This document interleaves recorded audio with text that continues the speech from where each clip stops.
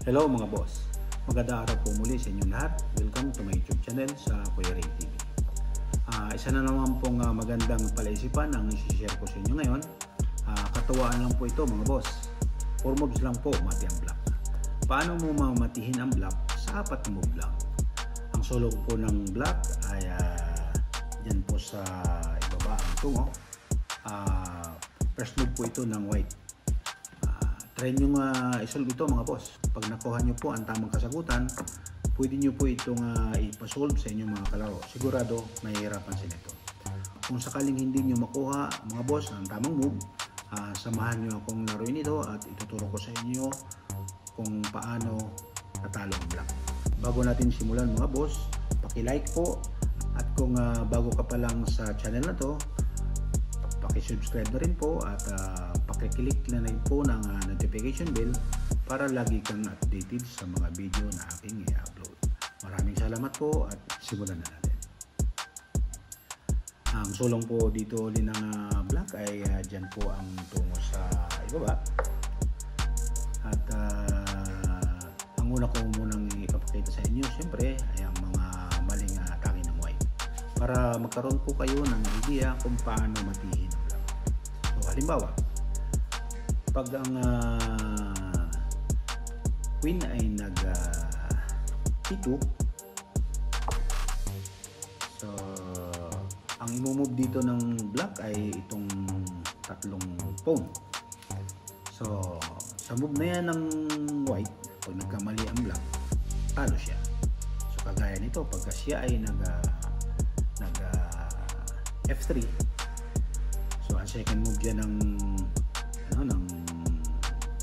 white ay balik lang siya sa H2, check.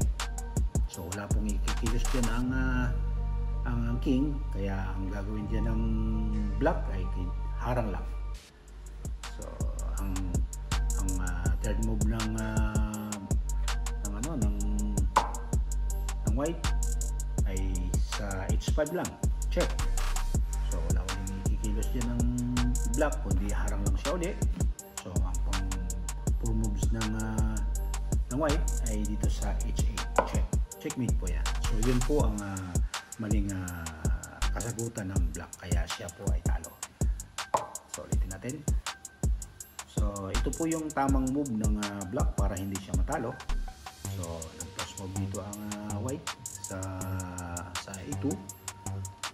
Ang tamang move dyan ng black para hindi siya matalo ay dito lang siya sa E3. So ngayon ang move dyan ngayon ng white ay dito siya mag D3, check. So siyempre iwas dyan ang king sa E4. So ano naman ngayon ang pang third move ng white. So pagka siya ay nag-check dito, pwede siyang humarang o kainin ito. So ano kaya ang kanyang pang moves? So wala siyang pang moves dyan dahil nakalabas na ang king. So pwede na siyang mag-check dito sa F1, pwede na siyang bumalik. So wala pang mati yan. Pwede natin. Pagka siya naman ay halimbawa siya naman nag-check dito sa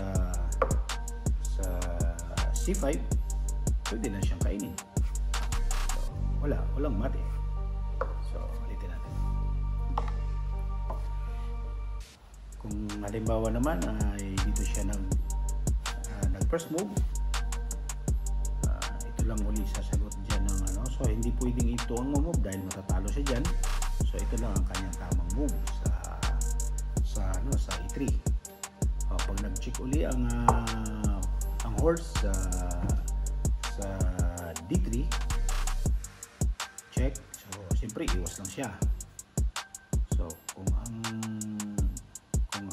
black na ang white naman ay mag-check dito sa F4, pwede lang kayo uli ang knight. So So wala na pong mati yan dahil nakalabas siya ulit. So wala siyang ibang pang check kundi dito lang. So iwas lang siya. Pwede na rin bumalik dyan. Wala. Hindi niya kayang matiin yan. So ulitin natin. So yan ang mga magandang depensa ng block na talaga hindi niya kayang matiin. Halimbawa naman dito siya nag-check. Check. Siyempre kainin lang yan. Kain, check. So pagka dito siya na-check, siyempre merong pawn, so hindi pwede. Kaya ang pwede niyang i-move dyan ay dito sa F2. So dito siya ngayon mag-third move, for move. So mati dyan ang block. Kaya ang kasagutan naman ng block dyan ay dito lang sa F3. So pag nag-check siya doon sa E1, makakaiwas na ngayon ang king sa F4. So wala na uling mati yan. Kaya hindi niya kayang matiin talaga ang block. So ulit natin.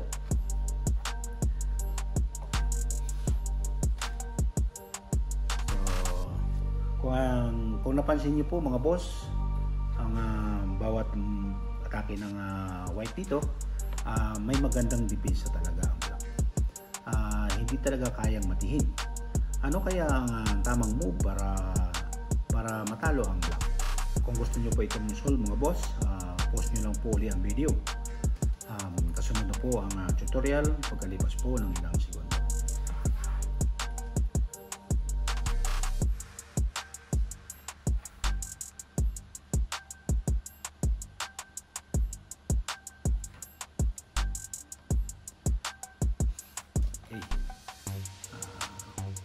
Ito na po ang kasagutan o solusyon sa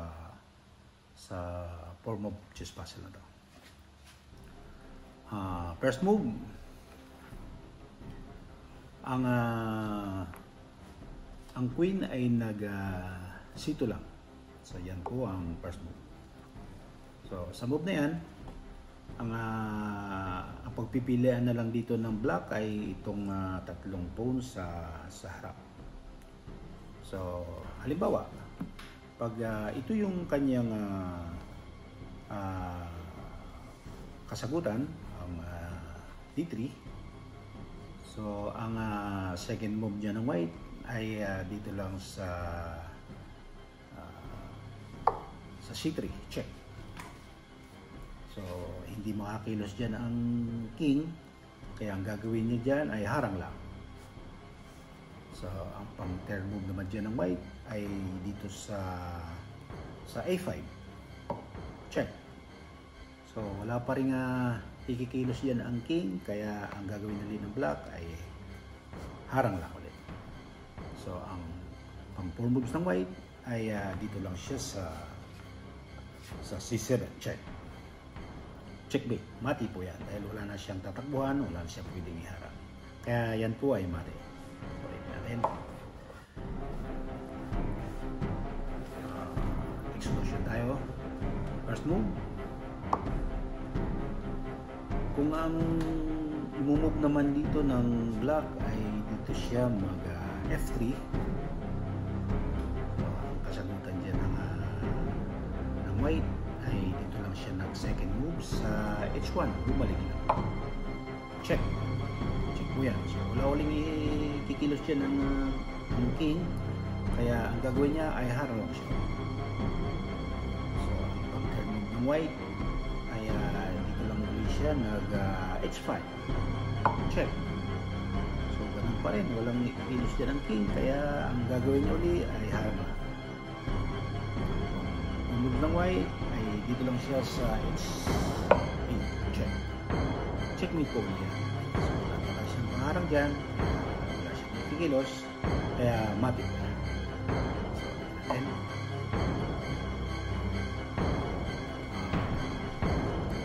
last solution tayo. First move. So ang move na lang dito ng black ay itong E4. D3 naman.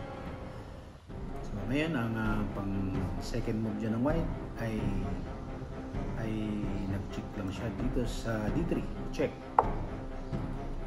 So gagawin na lang dyan ng king dahil check siya ay iwas dito sa E4. Ang pang third move dyan ng white ay nag C5 lang, check. So yan po ay double check. So hindi niya pwedeng kainin to dahil siya ay under check ng queen. Kaya ang gagawin dyan ng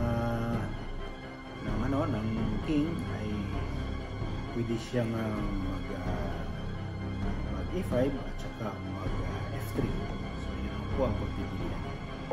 Pagka siya naman ay bumalik dito sa E5, ang pang-move ng white ay nag-check lang siya dito sa D7, check. Checkmate po yan. Dahil hindi siya makapunta dito sa E4, sakop po yan. So yan po ay mali. Pagka siya naman ay nag